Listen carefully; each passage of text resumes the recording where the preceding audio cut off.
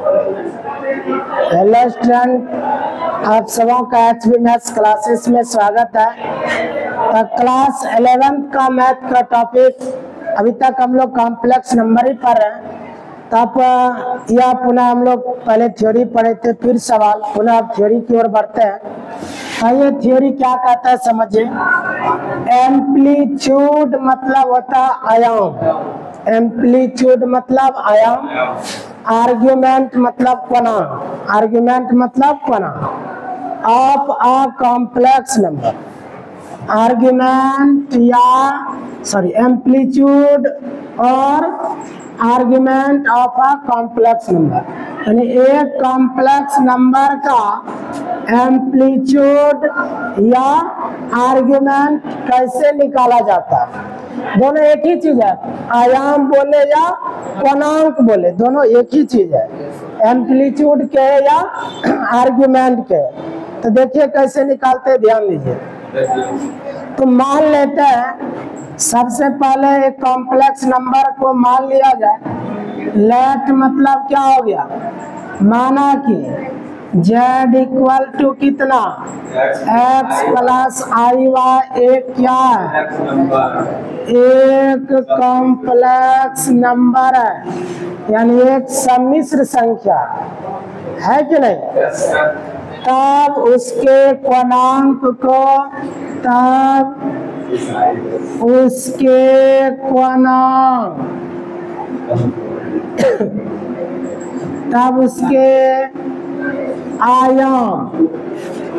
आयाम ब्रैकेट में एम्पलीट्यूड को, एम्पलीट्यूड ऑफ दैट एवं उसके कोणांक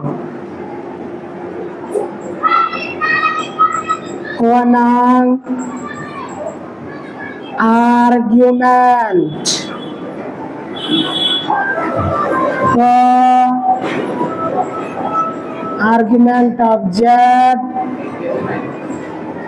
लिखा जाता है, जिसे थीटा से सूचित किया जाता है, जिसे थीटा से सूचित किया जाता है। चले समझिए इनको आप। हमने मान लिया कि z बराबर x प्लस आई वाई क्या है, कॉम्प्लेक्स नंबर है। तब उसके एम्पलीट्यूड को कैसे लिखते हैं। अगर कोई भी z कॉम्प्लेक्स नंबर है तो उसके एम्पलीट्यूड को यानी आयाम को AMP ऑफ z ऐसे लिखते हैं, और उसके आर्गुमेंट को ARG ऑफ z इस तरह से लिखते हैं। अगर z का एम्पलीट्यूड बोलेगा तो ऐसे लिखेंगे, अगर z का आर्गुमेंट बोलेगा तो शॉर्ट में ऐसे लिखेंगे, वही वहां लिखे हैं। तब उसके आयाम यानी एम्पलीट्यूड को AMPZ लिखिएगा और उसके कोणांक यानी आर्गुमेंट को ARGZ लिखिएगा, ठीक है। जिसको सूचित किससे करते हैं, थीटा से। चलिए अब ये बात रहा कि आर्गुमेंट निकलता कैसे है, आर्गुमेंट निकलता कैसे है। तो देखिए आर्गुमेंट कैसे निकालते हैं, समझिएगा। तो मान लीजिए यहाँ पर x एक्सिस, y एक्सिस, ये ओरिजिन हो गया, समझ रहे हैं। अगर कोई भी, ध्यान से समझिए, पहले सबसे पहले आप क्या करें, ध्यान दीजिए आप। मान लेते हैं यहाँ पर एक कॉम्प्लेक्स नंबर है z बराबर x प्लस आई वाई। इस बिंदु पर एक कॉम्प्लेक्स नंबर z बराबर x प्लस आई वाई, और इस बिंदु का नाम दे दिया P। क्या नाम दिया? P। इसके हिसाब से बोलिए, कॉम्प्लेक्स नंबर के हिसाब से P बिंदु का निर्देशांक क्या होगा? निर्देशांक कोऑर्डिनेट बोलिए x, y। अगर P बिंदु का निर्देशांक x, y है, यहाँ से एक लंब डाल दिया जाए तो मूल बिंदु से इसकी दूरी क्या होगा? इस बिंदु का नाम L दे दिया, ये दूरी x रहा होगा और ये ऊंचाई y रहा होगा। क्या नहीं समझे? समझे कि नहीं? तो आप जैसे ये कॉम्प्लेक्स नंबर है तो उसका हम लोग एम्पलीट्यूड कैसे ज्ञात करते हैं, उसी चीज को हम लोग अब समझने के लिए जा रहे हैं। यानी एम्पलीट्यूड ज्ञात कैसे किया जाएगा? एम्पलीट्यूड ज्ञात कैसे किया जाएगा? सबसे पहले अगर कॉम्प्लेक्स नंबर को क्या करना है? z मान लेना। जैसे मान लिया कभी कभी ऐसा दे देगा 9 + 3i दे देगा, कहेगा इसका आयाम ज्ञात करें, एम्पलीट्यूड ज्ञात करें या आर्गुमेंट ज्ञात करें। इसको मानना नहीं पड़ेगा, माना कि z बराबर इतना, यानी दिए गए कॉम्प्लेक्स नंबर को क्या मानना है? z मानना है। अगर पहले से इसका नाम z दिया तो नहीं मानेंगे, नहीं समझे? अगर पहले z बराबर इतना दिया रहेगा तो z नहीं मानेगा, जिसमें z नहीं दिया रहेगा तो उसमें मान लेंगे हम लोग। तो सबसे पहले दिए गए कॉम्प्लेक्स नंबर को क्या मानना है? z। अब किसके लिए थ्योरी बता रहे हैं? एम्पलीट्यूड निकालते कैसे हैं, एम्पलीट्यूड निकालते कैसे हैं। तो देखिए अब क्या करना है। तो सबसे पहले क्या करिएगा? मान लेना नहीं, सबसे पहले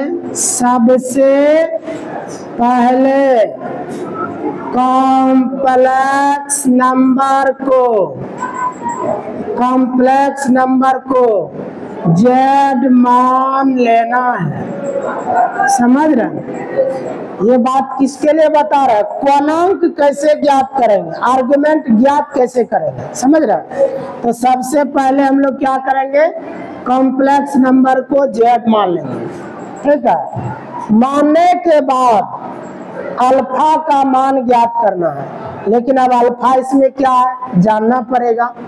अल्फा हमेशा यूज होगा tan इनवर्स मॉड y/x। इसके जस्ट पहले क्लास में हम मॉड के बारे में बता चुके हैं, नहीं याद? इसके पहले क्लास में बता, जैसे -3 का मॉड का मान कितना होगा? 3 होगा। 6 का मॉड 6 होगा। ये सब क्लियर कर चुके हैं, इसलिए हम पहले वहां बता दिए कि अब यहाँ पर इसका यूज होगा, समझे? हाँ, तो यहाँ पर सबसे पहले क्या मानना है? z। जब z माना हुआ हो जाएगा तब अल्फा का मान ज्ञात करना है, किसका यूज करके? तो अल्फा बराबर tan इनवर्स मॉड y/x। अब ये y क्या चीज है, x क्या चीज है? तो आप हमेशा जानते हैं कोई भी कॉम्प्लेक्स नंबर जिसका रूप कैसा हो, x + iy, तो x हो गया रियल पार्ट, y हो गया इमेजिनरी पार्ट। नहीं समझ? तो i का गुणांक जो रहेगा उसको ऊपर में रखेंगे, जो रियल पार्ट है उसको नीचे रख देंगे, यहीं से x y का मान लिखाएगा। नहीं समझ? तो इसके बाद क्या करना, हमको अल्फा का मान ज्ञात करना है। किसका यूज कर? इसी का यूज करके।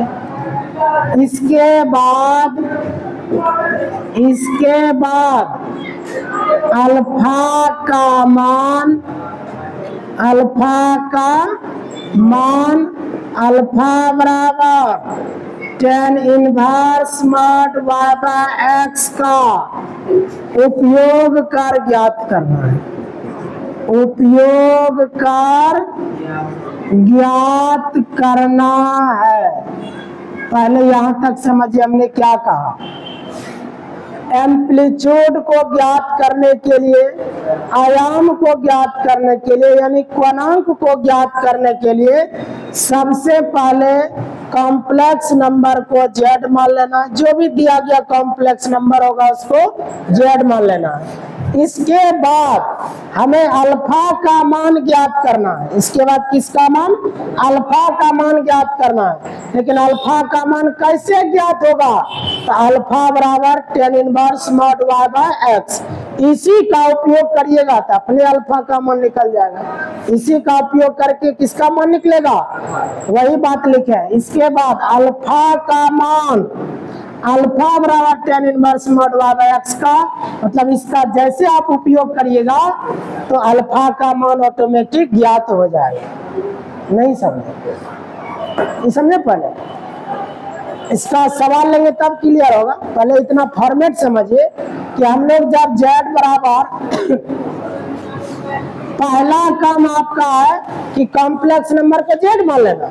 जैसे z मानिएगा ना तो आप फार्मूला लगा दीजिएगा, अल्फा बराबर क्या, tan इनवर्स मॉड, या y के स्थान पर जो संख्या रहेगा उसको रख दीजिए। संख्या वाला ले लेते अगर नहीं बुझ रहे हैं तो। ऐसे जैसे x के स्थान पर क्या 5 और y के स्थान पर क्या 6, तो अल्फा का मान कैसे निकलेगा, तो tan इनवर्स मॉड y के स्थान पर 6 बटे x के स्थान पर 5, बस अल्फा का मान निकल गया। नहीं समझ, अपने आएगा जो भी निकलेगा, नहीं जरूर नहीं कि यही आएगा, बदलेगा भी ना। कभी 30 डिग्री आ जाएगा, कभी 60 डिग्री आएगा, 50 डिग्री, कुछ भी डिग्री आ जाएगा। नहीं समझ, अब क्लियर हो गया। अल्फा का मान इसी का उपयोग करके ज्ञात करना है। जब अल्फा का मान ज्ञात हो जाएगा उसके बाद तब स्कीम का यूज करना है। देखिए अब स्कीम हम क्या चीज है उसको जानिए। जैसे अल्फा का मान ज्ञात होगा तो किसका यूज करें, स्कीम का। अब हम स्कीम लिखते हैं नीचे में अल्फा। दूसरा बात, अल्फा का मान ज्ञात करने के बाद नीचे दिए गए स्कीम का उपयोग करें। स्कीम बनाता योजना, इसकी मतलब योजना का क्या करें, उपयोग करें। आप देखिए ये योजना कौन है जानना पड़ेगा। आइए देखिए समझिएगा, योजना x axis y axis. Alpha का मान ज्ञात करने के बाद नीचे दिए गए, नीचे आप दे रहे हैं, पहले तो नहीं था आप दे रहे हैं, नहीं समझे, नीचे दिए गए स्कीम यानी योजना का उपयोग करा। आप कैसे उपयोग करेंगे उसको सीखिए। अगर कोई कॉम्प्लेक्स नंबर, सुनते रहिए आप ध्यान से, अगर कोई कॉम्प्लेक्स नंबर फर्स्ट क्वाड्रेंट में हो, प्रथम पाद में हो या प्रथम चतुर्थांश का ही, तब ये अल्फा ही उसका आर्गुमेंट हो जाएगा। फिर से सुनिए, अगर कोई कॉम्प्लेक्स नंबर किस क्वाड्रेंट में हो, फर्स्ट क्वाड्रेंट में हो, तो अल्फा ही आर्गुमेंट हो जाएगा यानी क्वनांक हो जाएगा। आयाम का ये, क्वनांक का ये, उसको थीटा से सूचित करते हैं। अगर कॉम्प्लेक्स नंबर किस क्वाड्रेंट में होगा, फर्स्ट क्वाड्रेंट में, तो अल्फा उसका क्या हो जाएगा, आर्गुमेंट होगा। अगर वो कॉम्प्लेक्स नंबर सेकेंड क्वाड्रेंट में हो, द्वितीय पाद में हो, द्वितीय चतुर्थांश में हो, तब पाई माइनस अल्फा ही उसका आर्ग्यूमेंट होगा यानी क्वनांक होगा। समझ रहे हैं? अगर कॉम्प्लेक्स नंबर सेकेंड क्वाड्रेंट में होगा तभी उसका आर्ग्यूमेंट पाई माइनस अल्फा होगा। ठीक है, अब जो बच रहा है सबका चिन्ह में बदलाव करिए। देखिए इसके सामने अगर यह अल्फा है तो इसका चिन्ह बदलिए, प्लस अल्फा है ना, यहाँ माइनस अल्फा करना है। अब इसका चिन्ह बदलिए, यहाँ देखिए पाई माइनस अल्फा है ना, यहाँ आगे प्लस है, यहाँ चिन्ह माइनस कर दीजिए, तो माइनस से गुना करिए अंदर, तो माइनस पाई माइनस गुना माइनस प्लस अल्फा, सीधा करके लिख दीजिए alpha minus pi, alpha minus pi.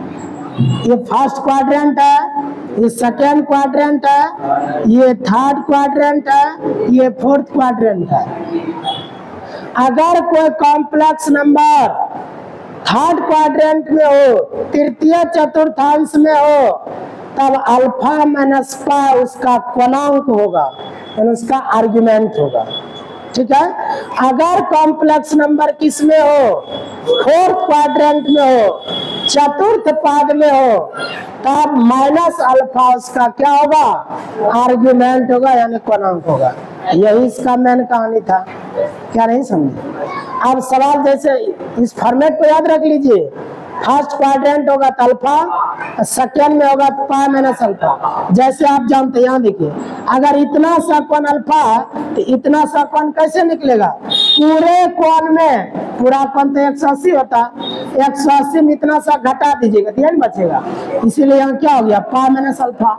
अब बाकी में क्या करना, चिन्ह को बदल देना, माइनस है तो प्लस, प्लस है तो माइनस, प्लस अल्फा है तो माइनस अल्फा, ऐसे याद रख लीजिए।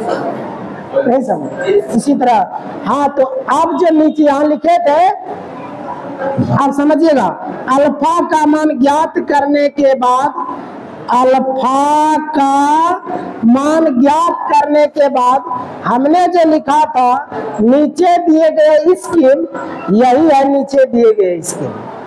नहीं समझो, नीचे दिए गए स्कीम का क्या करा, उपयोग करा, जो बोले वही काम करना है। अब देखिए, ध्यान दीजिए, आप कैसे पहचानेगा कॉम्प्लेक्स नंबर किस चतुर्थांश में, किस क्वाड्रेंट में, उसको समझा देते हैं। जैसे 3 + 9 आई, ध्यान दीजिए, अभी केवल हम क्वाड्रेंट को पहचान के लिए बताते हैं।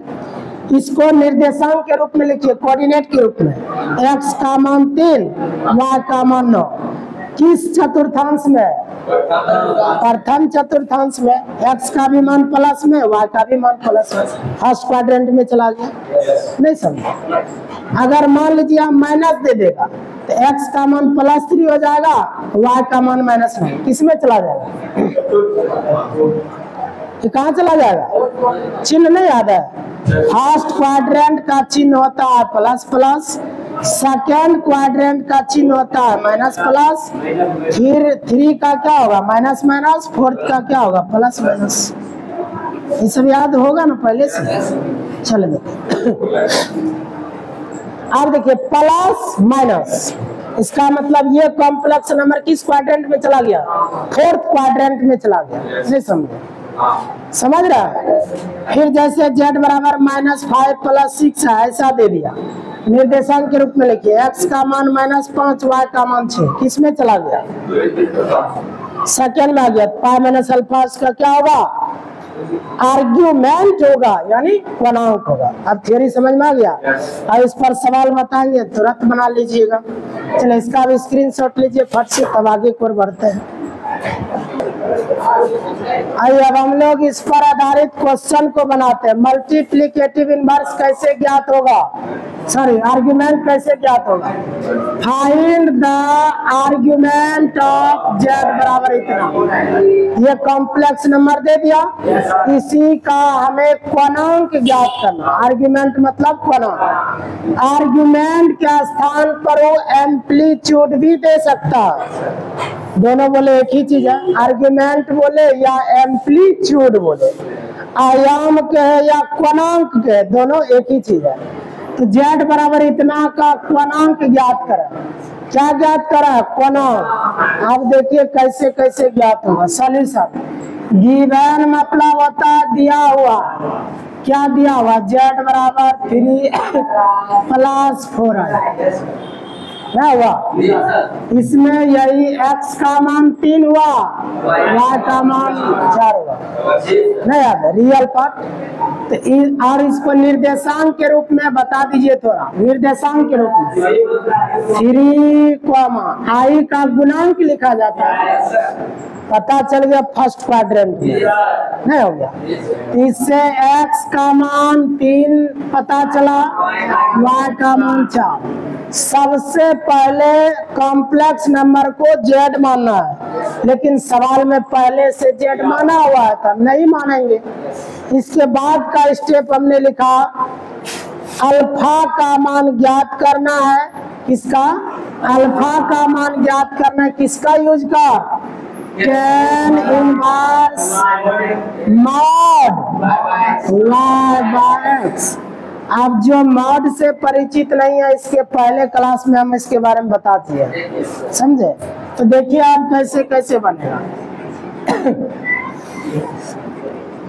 तो अब यहाँ पर कैसे कैसे ज्ञात होगा, देखिए अल्फा बराबर tan इनवर्स मॉड, y का मान 4 हो गया, x का मान 3 हो गया। अगर भाग लगता है तो लगाना है, नहीं तो छोड़ देना है। क्या भाग लग रहा है? नहीं। तो आप बताइए, आप लोग थोड़ा सा कल ही समझाए थे, 5 का मॉड कितना होगा? 5। 8 का मॉड 8, यानी प्लस में बताते जो संख्या रहता है ना उसका मॉड का मान वही हो जाता है। 5 का मॉड 5 होता है, 8 का मॉड 8 होता है, प्लस में ये भी प्लस में है। तो मॉड 4/3 का मॉड 4/3 होगा, ताकि प्लस में है। समझ में आ रहा? इसका मतलब यहाँ क्या लिख देना है? 4/3। क्या नहीं समझ? अब देखिए क्या करना है। क्या आपको ये मालूम है? यहाँ देखिए आगे में ये तो हमेशा 10 रहेगा। 10 कितना डिग्री का मान 4/3 होता है? क्या जानते हैं? नहीं जानते हैं, इसलिए इसी रूप में रहने देना। देखिए हम क्या कहना चाहते हैं आपको, इसी का थोड़ा समझिएगा गौर से। अपने मन से अलग से संख्या देते हैं समझने के लिए। यहाँ पर जैसे हमने दिया tan इनवर्स √3 दे दिया। इस जगह हम केवल समझने के लिए जबरदस्ती वहां संख्या देते हैं, आपको समझाना है कुछ और। तो देखिए क्या दे दिया? √3 दे दिया। तो अब सोचना आपको क्या, इसके पहले क्या 10 है, तो 10 कितना डिग्री का मान √3 होता है? 60 डिग्री का मान होता है। तो 60 डिग्री को हमेशा आपको रेडियन में लिख देना है। किसमें लिखना है? रेडियन में। कैसे लिखते हैं? π/3 या बनाते कैसे वो भी थोड़ा सा देख लीजिए। डिग्री को रेडियन कैसे बनाते हैं? जितना डिग्री है पहले उसको लिख दीजिएगा, और हमेशा π/180 से गुना करिएगा तो अपने रेडियन में बदल जाएगा। किसमें बदलता है? रेडियन में। आप कटाइए 6×18 π/3 रेडियन हो गया। यानी 60 डिग्री को कितना रेडियन कहते हैं? π/3 रेडियन कहते हैं। फिर इसको हल करिए ना, ये मिल जाएगा। पाई की जगह बोला है 180 रखने, तो पाई की जगह 180 रखिए, तो 180 में 3 से भाग करिए, देखिए 60 आ जाएगा। नहीं आएगा। 180 में 3 से भाग करिए ना, देखिए 60 आया कि नहीं? तो 60 डिग्री को ही रेडियन में π/3 बोलते हैं। और यहाँ जो भी मान रखेंगे हमेशा रेडियन में रखना है, डिग्री में नहीं। हमेशा मान इसके अंदर में रेडियन में रखना है, डिग्री में नहीं। समझे? अब इसको क्या लिखते हैं समझते चलिए। अल्फा बराबर tan इनवर्स। tan आपने कहा कितना डिग्री का मान √3? 60 डिग्री का। 60 डिग्री को रेडियन में π/3 लिखते हैं। इसका मतलब यहाँ ऐसे लिखेंगे tan π/3। π/3 मतलब कितना? 60 डिग्री। tan 60 डिग्री का अनुमान √3 होता है। अगर कोई tan यहाँ नहीं लिख के, समझते चलिए सारा बात समझा रहे हैं। अगर कोई स्टूडेंट यहाँ tan नहीं लिख के केवल लिख दिया π/3 तो वो गलत हो जाएगा, क्योंकि π/3 का मान थोड़े ना √3 होता है। क्या कभी आप π/3 है इसके बदले √3 लिख दीजिएगा? नहीं, इसके आगे tan रहेगा तब ना tan 60 डिग्री का मान √3 होता है। नहीं समझे? इसलिए यहाँ tan लिखना ही पड़ेगा। तो क्या लिख देंगे यहाँ? tan π/3। नहीं समझे? उसके बाद एक फार्मूला आपको दिए थे, ये देखिए ये वाला formula, tan inverse tan x बराबर x। x की जगह जितना वो बाहर निकाल दीजिए। नहीं समझे? तो tan इनवर्स tan x बराबर x। x का जगह कितना है? π/3। अल्फा का मान निकल गया। अब समझे? लेकिन इस जगह क्या आया 4/3 आया। तो क्या आपको जानकारी है कि tan कितना डिग्री का मान 4/3 होता? जानकारी नहीं है, इसलिए इसी रूप में छोड़ देना, इसको कुछ नहीं करिएगा। अल्फा का मान यही होगा। अगर आने वाला होगा तो अपने आएगा, जैसे √3 आया, हम जबरदस्ती नहीं लिए। अगर यहाँ √3 आता तो अल्फा का मान π/3 होता, नहीं समझे। अगर यहाँ मान लीजिए 1 होता, अब फिर बदल जाएगा आंसर। tan कितना डिग्री का मान 1 होता? 45 डिग्री का। अब 45 डिग्री को आप रेडियन बनाइए, देखिए कैसे बनेगा। तो 45 गुना π/180, समझे। 45 चौके 180, ये हो गया कितना π/4। इसका मतलब 45 डिग्री को रेडियन में π/4 लिखते हैं, यहाँ क्या लिख दीजिए π/4। और फिर सूत्र लग जाएगा tan इनवर्स tan x बराबर x, x की जगह क्या है π/4, अल्फा का मान निकल गया। नहीं समझ, ये मान जब भी आएगा 10th में, जब आप याद किया टेबल 0 डिग्री का मान याद किए होंगे, 30 डिग्री का, 45 डिग्री का, 60 डिग्री का, 90 मान हमेशा ही इसी के अंदर घूमते रहेगा, इससे बाहर अभी नहीं जाएगा। समझे? चले लेके आज समझ में आया यहाँ तक। आइए अब सवाल पर लौटते हैं। हम विशेष जानकारी दिए कि यहाँ पर अगर 1 आता √3 आता तो मान कैसे निकालते हैं, समझे कि नहीं। आप देखिए, चूंकि वो टेबल को याद रखना पड़ेगा, टेबल याद रखिएगा। tan वाला केवल, जैसे tan 0 का मान क्या होगा, tan 30 का मान क्या होगा, tan 45 का, 60 का, tan 0 का मान, tan 0 का मान 0, tan 30 का मान 1/√3, tan 45 1, tan 60 √3, tan 90 इतने सा कम ही पड़ेगा, इससे ज्यादा कम पड़ेगा नहीं। इसको याद कर लीजिएगा अगर भूल गए तो। हाँ, केवल tan वाला, अभी केवल tan वाला ही यूज होगा, समझे कि नहीं। समझे इसको? हाँ, इसको याद कर लीजिएगा, ठीक है। आइए अब आगे बढ़ते हैं। अभी तक कंप्लीट नहीं हुआ है, ये तभी अल्फे में घूम रहे थे। चले देखिए, आप देखिए, समझिए। अब सवाल पर लौटते हैं। अल्फा का मान ये हो गया, तो क्या आपको ये पता है कि tan कितना डिग्री का मान 4/3 होता है? पता तो नहीं है। जैसे 0 डिग्री का मान 0 होता है, 0 भी नहीं है। 30 डिग्री का मान 1/√3 होता है, यहाँ 1/√3 भी नहीं है। 45 का मान 1 होता, tan 45 का, यहाँ 1 भी नहीं है। नहीं समझ, इसीलिए यहाँ पर आपको कोई भी मान पता नहीं चला तो अल्फा को इसी रूप में छोड़ देंगे, समझे कि नहीं। अब चले आइए, आर्ग्यूमेंट कैसे निकलेगा। इस फॉर्मेट को तो भूलना ही नहीं है। First quadrant plus plus, first quadrant हुआ, सेकेंड क्वाड्रेंट का चिन्ह माइनस प्लस, थर्ड का चिन्ह माइनस माइनस, फोर्थ का चिन्ह प्लस माइनस, ये सब याद है ना। और इसको अल्फा, यहाँ pi minus alpha, alpha minus pi, यहाँ माइनस अल्फा, है ना। आप देखिए, आइए अब मेन पॉइंट पर पहुंचते हैं। आप दिया गया कॉम्प्लेक्स नंबर किस क्वाड्रेंट में, यही पता चल जाएगा। देखिए, दोनों चिन्ह प्लस प्लस है। अगर प्लस प्लस है तो वो तो फर्स्ट क्वाड्रेंट में चला गया। जैसे फर्स्ट क्वाड्रेंट में गया तो अल्फा ही आर्गुमेंट हो जाएगा, अल्फा ही आर्गुमेंट होगा। इसीलिए आर्ग्यूमेंट ऑफ z बराबर अल्फा। अब इसको सूचित करते हैं थीटा से, इसके बदले आप थीटा भी लिख सकते हैं, इस भाषा के रूप में भी छोड़ सकते हैं, कोई दिक्कत नहीं है।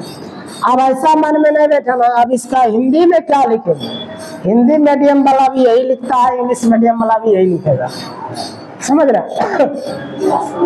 हाँ, तो आर्गुमेंट ऑफ z बराबर क्या हो गया, theta, sorry alpha. Argument of z को सूचित किससे करते हैं, थीटा से। तब अल्फा का मान ये निकला, यही हो गया आंसर, यानी tan इनवर्स 4/3 यही निकल गया।